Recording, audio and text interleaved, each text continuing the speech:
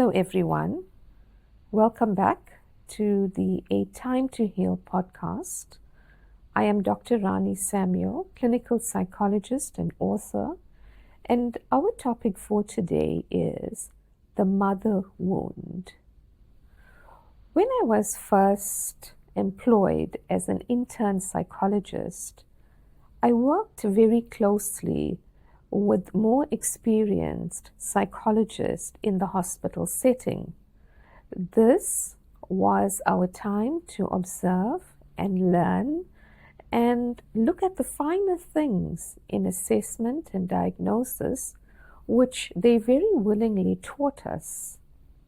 One of my case supervisors was very senior, and she had the more complicated cases that were not in the hands of intern psychologists. And one in particular seemed to really be pronounced in the ward. And it was the first time I was exposed to multiple personality disorder. I was not in the treatment team, but as intern psychologists, we were privy to discussions and observations and history so that we too could learn. This is a very rare condition and is not often seen, so it was incredibly intriguing. Multiple personality disorder is the stuff of movies. It's the thing that we are all quite intrigued by. And diagnostically, it is referred to as dissociative identity disorder. So I recall this patient. She was probably in her 30s or 40s, and she was a highly educated person. I remember her being qualified as a social worker and a lawyer, and she had distinct names for each of the professional identities. And her CV seemed to be full of accolades.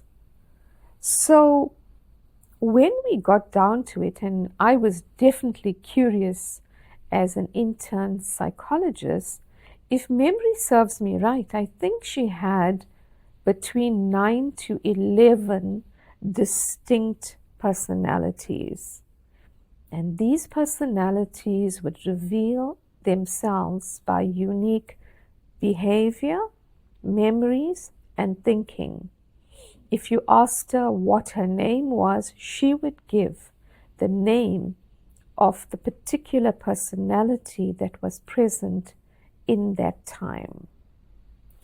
I remember also that us as intern psychologists, we had offices very much far back from the ward, so more of the isolated places. And we were warned that this particular patient, when she was angry, she would be furious and stomping about, and she would attack women with black hair, so that does include me. But she never ever did that to me. And I remember her personality, the one that was always angry, would be called hot. So in the ward, we would be informed that hot has manifested and is walking about the wards. I really wanted to understand the roots of her trauma. And when I started to be privy to information, I came to see that she had suffered the most horrific and heinous trauma that a young child could suffer. And her dissociation response, which is to separate yourself from the reality of what is going on with you, it's almost like you slip into a different world. And in this different world, you form personalities to deal with the trauma at hand. And different personalities can manifest at different stages in your life. A lot of this happens very early. And when I knew the finer details of her suffering, of her pain, and of her trauma, it was far worse than I could imagine. And it taught me very early at what the human being and human mind is capable of. I won't detail and highlight her trauma, but anything you could imagine, it was worse than that. The thing that surprised me most, and remember I was 20 something, I was shaken to learn who the actual abuser was, and it was her mother. And I remember it challenged everything about how I psychologically saw a mother, and nothing could have prepared me for learning the intricate details of how a mother could abuse a daughter. I began to understand that the whole concept of the good mother sometimes doesn't happen in certain people's lives, that a mother can be a torturer to a vulnerable child. While this may not be totally common, and it may not be as heinous as what this particular woman go through, but there are shades and tones and levels of abuse that a mother can inflict on a child. The concept of the mother wound is not a clinical diagnosis, but it refers to a type of trauma that leaves a child feeling rejected, abandoned, terrified, and afraid. And these sort of feelings continue into adulthood. The mother wound profoundly affects a child and leaves a child feeling like damaged goods, unworthy, and a failure. And this tells you how insidious and how deep a mother wound can run until it is resolved and healed. In my therapeutic practice, I have witnessed different types and manifestations of the mother wound. For example, I think in particular of one of my patients who came to me during the process of her divorce.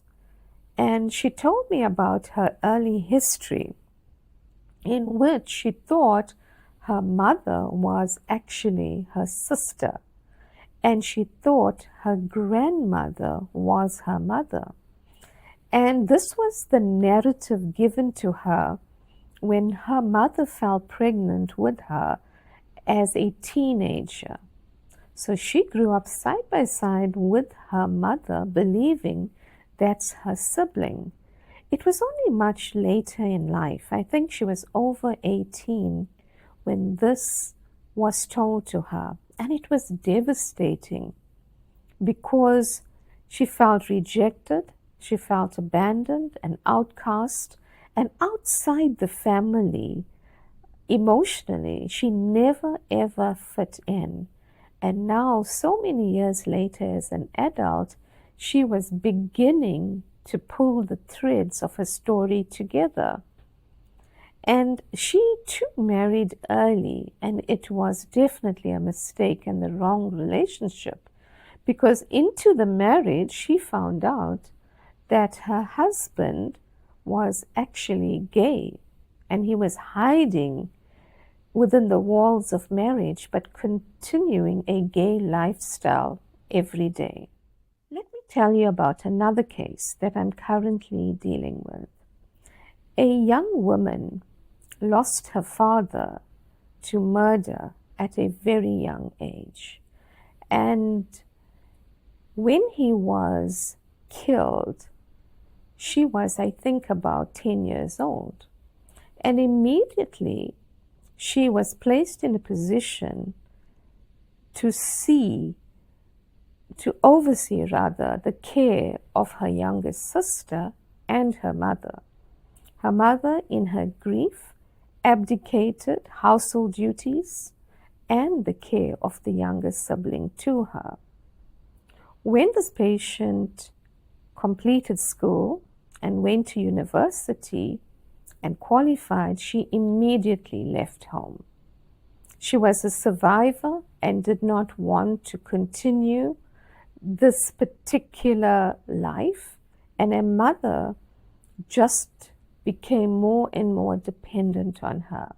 So although she had left the home, her mother would harass her daily, make her feel guilty, make her feel like she's not meeting her obligations, and this went on and on. She became the caretaker for her mother and her younger sister, and she felt trapped by it. She's been married and divorced twice already, and she's had a string of very challenging relationships with men, all of it to escape and find a home for herself, which has pretty much eluded her for most of the time. And during all this time, her mother continues to be extremely demanding to the current day.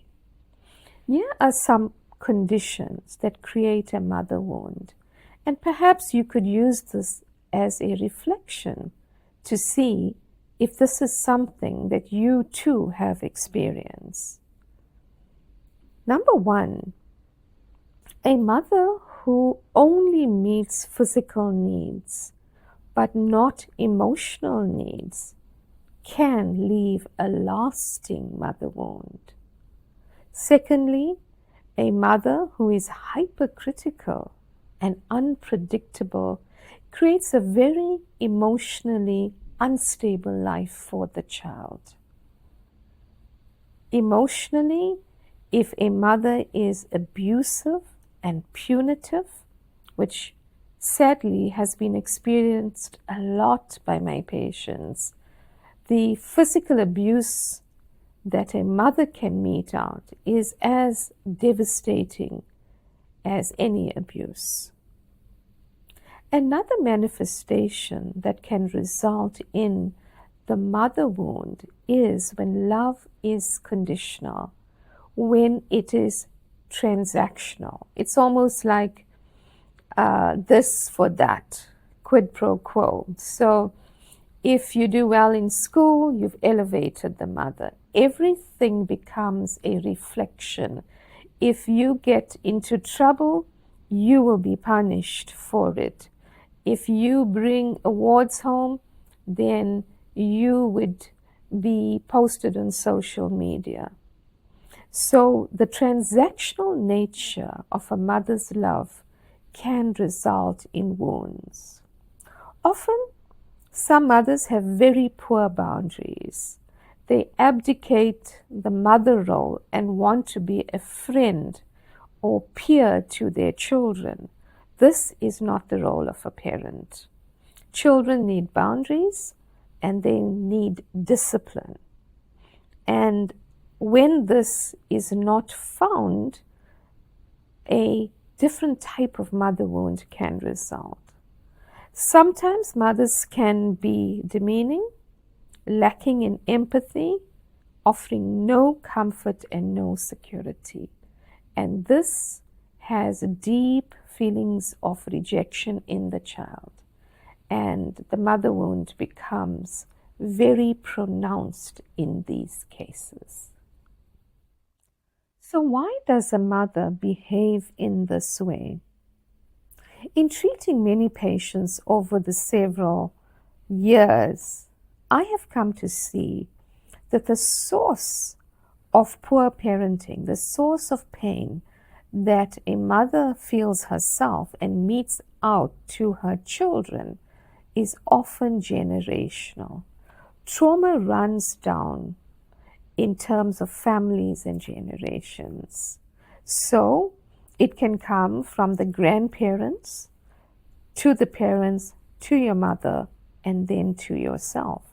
Very often, I would see a grandmother having meted out the same kind of punishment to her child, who is the mother, and that particular mother administers that punitive nature to her own child. In this generational trauma line, the role of the father and the grandfather and husband is equally critical. It's not just women that precede this particular mother, but it's her relationship also with their own father and grandfather and brothers that determine the scope of her own experience. It's really interesting that for this particular cycle to come to some sort of resolution, end, and healing, it is the child that often comes to therapy. And the healing of this child, which can be an adult child, is what ends the cycle. It's what breaks this particular cycle. And therefore, people are often called cycle breakers and circuit breakers. Ideally, most of us, it would be a privilege and it would be a wonderful thing to have a healed mother and not to deal with her unresolved grief and unresolved trauma. A mother, in the ideal sense, and many are comforters, nurturers, and a place of safety for their children from which a child can navigate life. But many mothers are victims themselves, and often victims at the hands of the men and fathers in their lives. And many mothers need healing. It would be so important for young people who marry and want to become parents to first heal their own traumas and own wounds so that generationally they don't pass this forward to their own children. But from what I've seen in my clinical practice, that is not the case at present. So those of you watching, if you're a parent, do the work.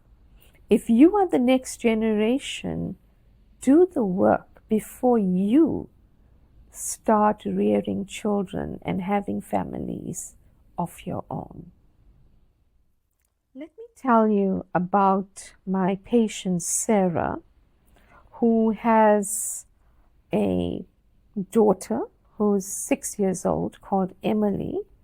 Sarah is married to Jaden, and they've been married now for about 10 years. When Sarah came to our last session, she told me that her mother is once again not speaking to her. And this is a cycle that has gone on for the longest time. When we unpacked the family history in the earlier sessions, Sarah shared with me that whenever her mother was upset with her, even as a child, she would give her the silent treatment. The silent treatment is about control, is about manipulating the environment, is about getting a child to comply and bring someone back into line. It never ever works effectively because all you get is anger and resentment in the child, which is often hidden and can manifest, actually will manifest in other ways. But what Sarah told me was that her grandmother, who had a number of mental health problems, treated her mother in the same way. So whenever the mother, Sarah's mother, wouldn't comply, she would not talk to Sarah's mother. And this happened as a child. And Sarah told me she remembers her grandmother always threatening suicide and would have blades in the dining room cupboard, and she saw that many times, even as a child, and it terrified her. One of the reasons that Sarah came to therapy was to break this cycle with her own daughter, Emily. Sarah suffered from terrible childhood anxiety, and that anxiety was brought into adulthood. And it's the first time that this was actually being actively treated. Sarah was on medication since the anxiety was so severe, and this medication helped her greatly. And now she was unpacking things because Sarah was a loving mother. She was devoted to Emily, and she was devoted to her family, and she wanted to begin this journey of wholeness, and she wanted to heal so she could break this awful cycle in her family. So I would encourage you to look at your own journey with your mother, have compassion and look at the journey she's had and her history, and what sort of nurturing and safety did she have. And look at what is possible to redefine your relationship with your mother. Sometimes the relationship may be healed, and sadly at other times the relationship may not be able to heal. Once you are on this path, you can make that decision for yourself. Thank you for listening. I will see you next time.